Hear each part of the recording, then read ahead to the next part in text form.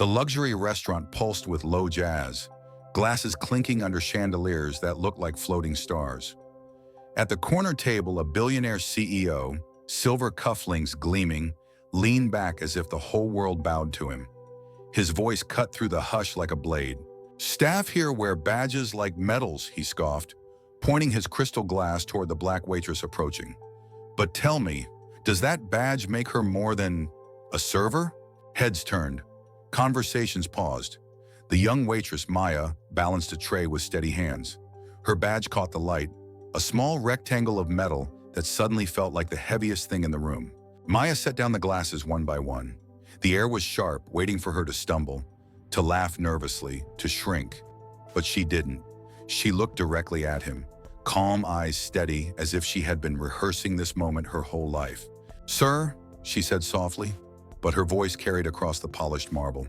"This badge means I earn my way with dignity. Does your title mean the same for you?" The CEO froze, his smirk fading for the first time that night. A ripple ran through the guests. Some gasped, some hid smiles behind their napkins. The pianist's fingers hovered, suspended mid-note. Maya picked up her empty tray, her posture unbroken, and walked away slowly, leaving the words to echo longer than the music ever could. Across the room, a waiter whispered, "Did she just say that to him?" The billionaire's glass trembled in his hand. For the first time, the mighty man looked smaller than his chair. And yet this was only the beginning, because the next night the restaurant would see something no one expected. The following evening, the restaurant brimmed with a different kind of tension. Regulars whispered about the scene from the night before, about the black waitress who had stood her ground against the untouchable CEO. Some admired her courage. Others warned it was career suicide. Maya tied her apron behind the kitchen doors, her fingers pausing briefly over her staff badge. She heard the head waiter's voice cut through the chatter. "Maya, he's back, corner table, brought clients this time."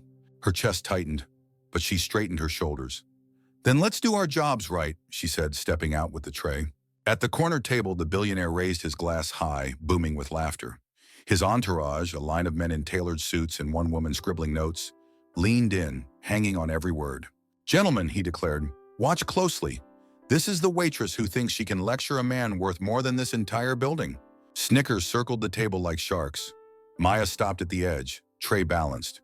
Her heart beat like a drum, but her hands did not shake. "Would you like red or white, sir?" she asked evenly. The billionaire leaned forward, his eyes narrowing.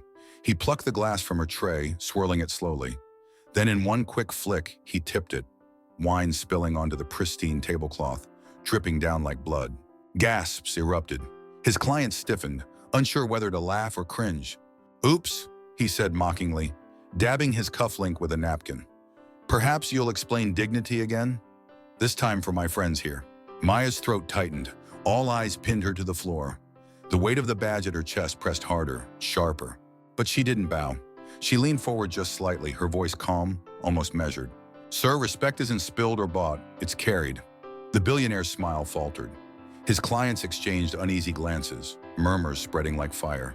From across the room, the restaurant manager shifted nervously, watching the scene spin tighter, like a storm about to break. And Maya knew. Tonight, the test was bigger than her pride. It was about who would walk out with power and who would walk out exposed. The red stain of the wine still bloomed across the white tablecloth like an accusation. The billionaire CEO reclined, pretending to be amused, but the tightness in his jaw betrayed him. His clients had stopped laughing. Their eyes flicked between him and Maya, reading the tension like a headline waiting to be written. Maya gathered the empty tray, her posture unbroken. She walked back toward the kitchen, but not before she caught the murmur of one client leaning to another. "Arrogance doesn't age well in public." Inside the kitchen, the head chef cornered her near the silver counters. His thick arms were crossed, and his face burned with worry. "Maya," he said low, "you're dancing with fire. That man, he can shut this place down with a phone call." Maya exhaled steady. "And if I stay silent, he'll believe every person with a badge is beneath him. I can't let that stand."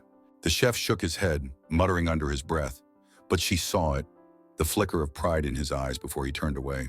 Meanwhile, out in the dining room, the billionaire leaned toward his assistant, whispering sharply. She scribbled something on a pad, nodding nervously.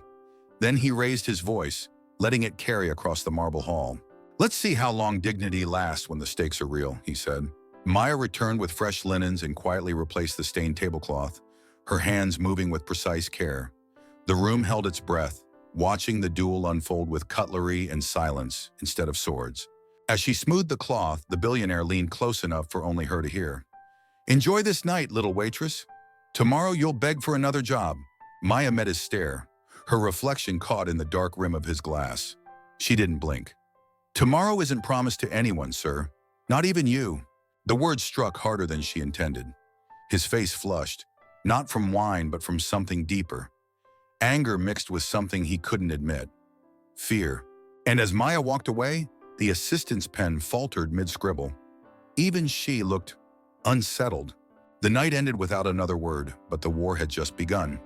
The next morning, sunlight poured through the tall glass windows of the restaurant lobby.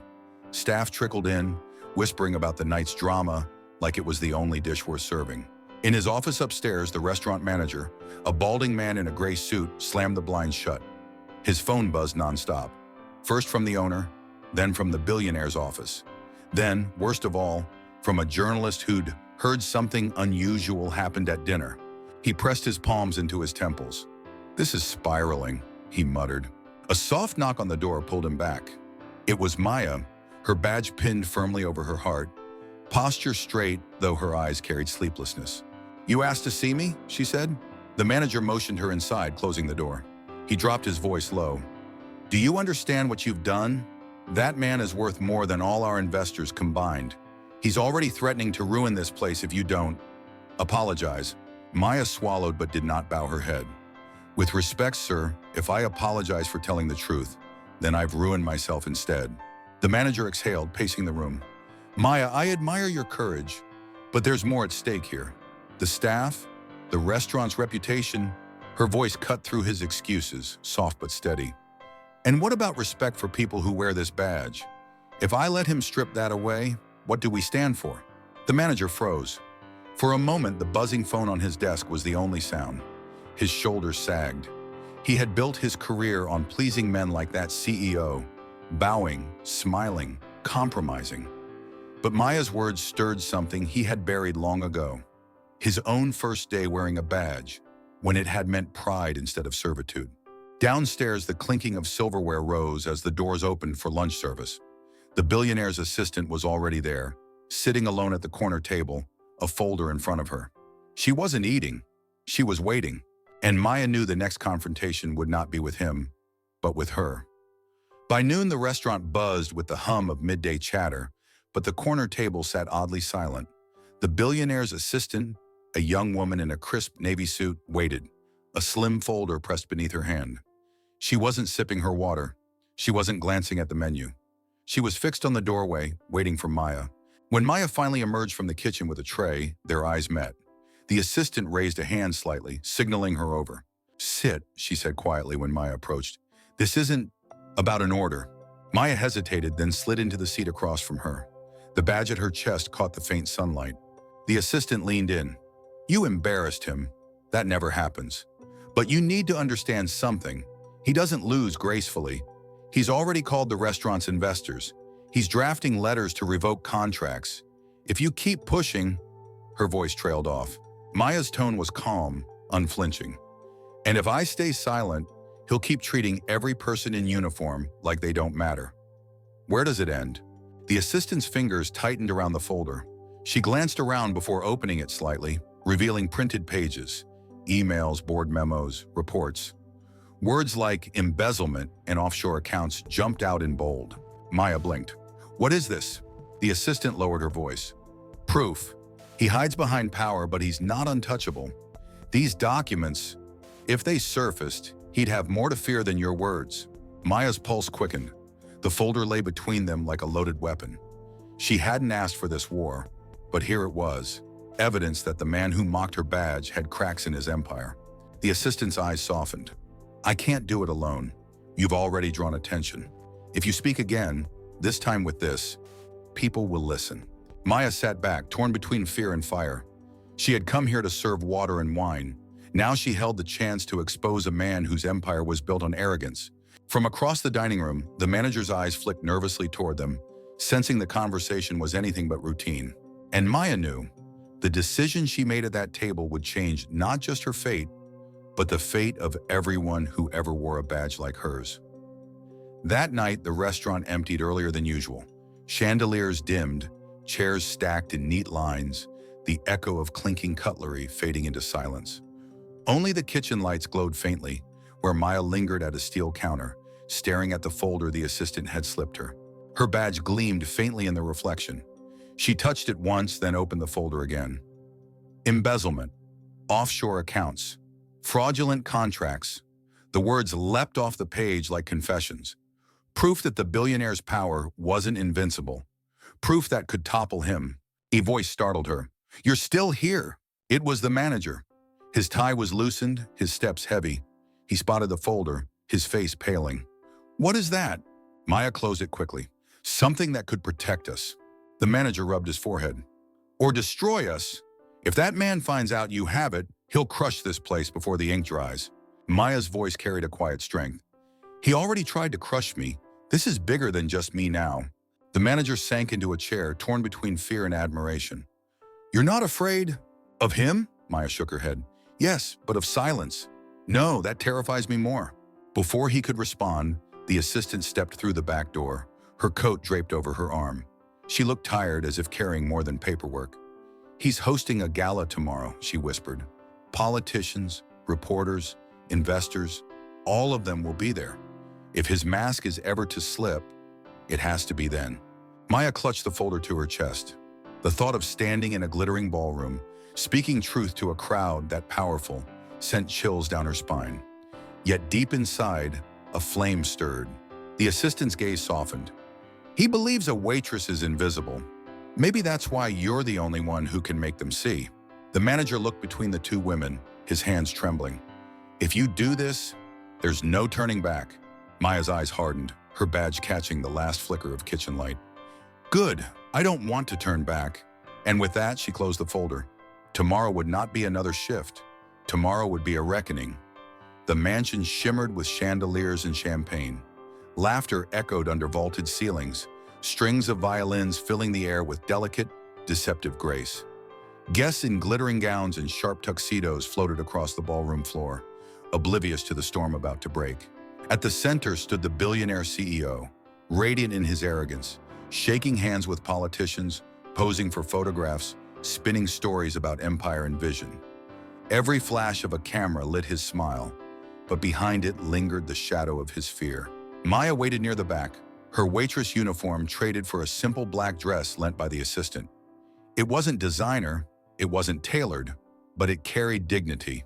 Her badge, shined to a mirror, was pinned deliberately over her heart.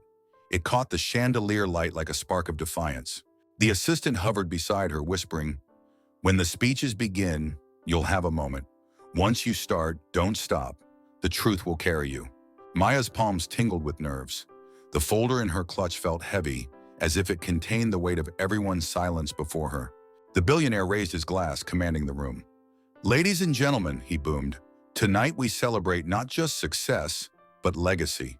A legacy built on honor, resilience, and—" He paused, smirking, "on never letting the small voices distract from greatness."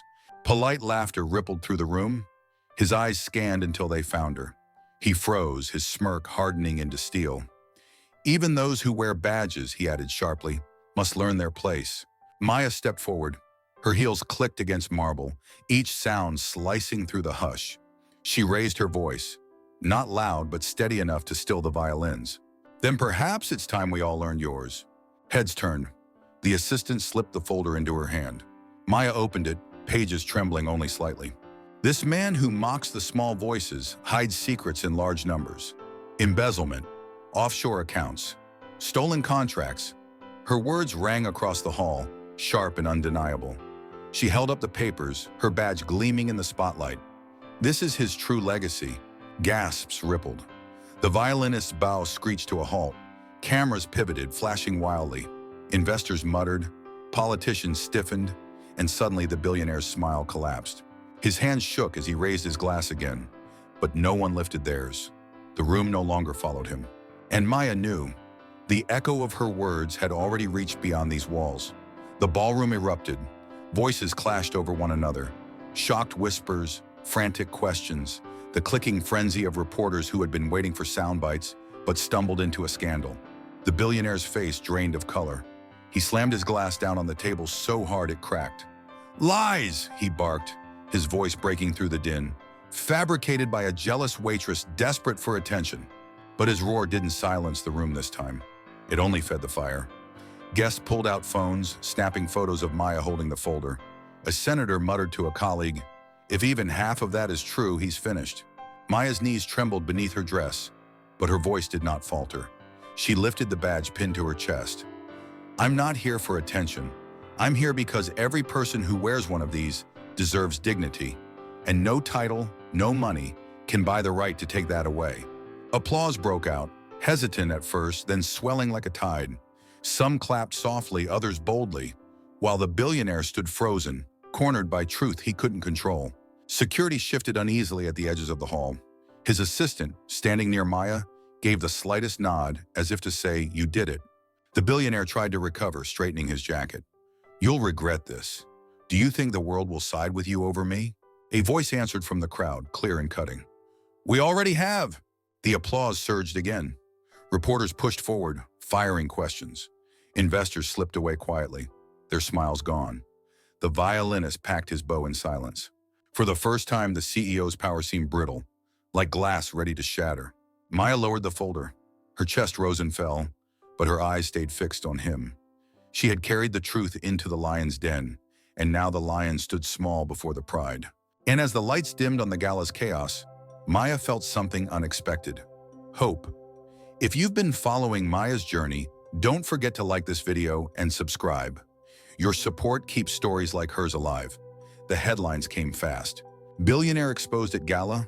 Waitress reveals dark secret behind CEO's empire. Badge of honor versus badge of power. By sunrise, the story had already reached breakfast tables and office lobbies across the city.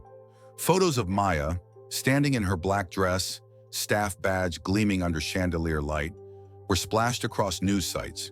Inside the restaurant, the atmosphere shifted. Staff who once whispered in fear now walked taller.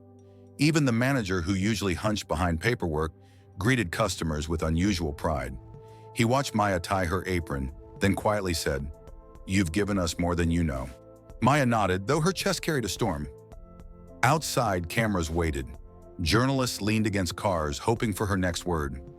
She wasn't used to microphones or headlines. She was used to trays and checklists. The assistant appeared at the doorway, her eyes tired but lit with relief. "He's panicking," she whispered. "His board called an emergency session. Some are turning on him already." Maya exhaled slowly. "And if he comes after me?" The assistant's voice softened. "You don't stand alone anymore. The world saw what you did.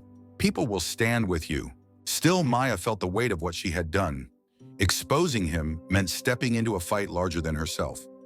She touched the badge on her chest, grounding herself in its cold metal. The manager approached, lowering his voice. "Maya, there's something you should know. The owner of this restaurant called. They want to meet you. Not to scold, to thank." Maya blinked. The world had shifted overnight. She had expected punishment, maybe unemployment. But instead, doors were opening. And somewhere across the city, in a penthouse office, the billionaire raged against walls closing in. His empire was cracking. But Maya knew he wouldn't fall quietly. Rain streaked the glass walls of the penthouse as the billionaire CEO slammed his fists onto his desk. Papers scattered, screens flickered with news reports replaying Maya's words on loop. His phone buzzed with calls from board members, angry, demanding, panicked. He silenced them all.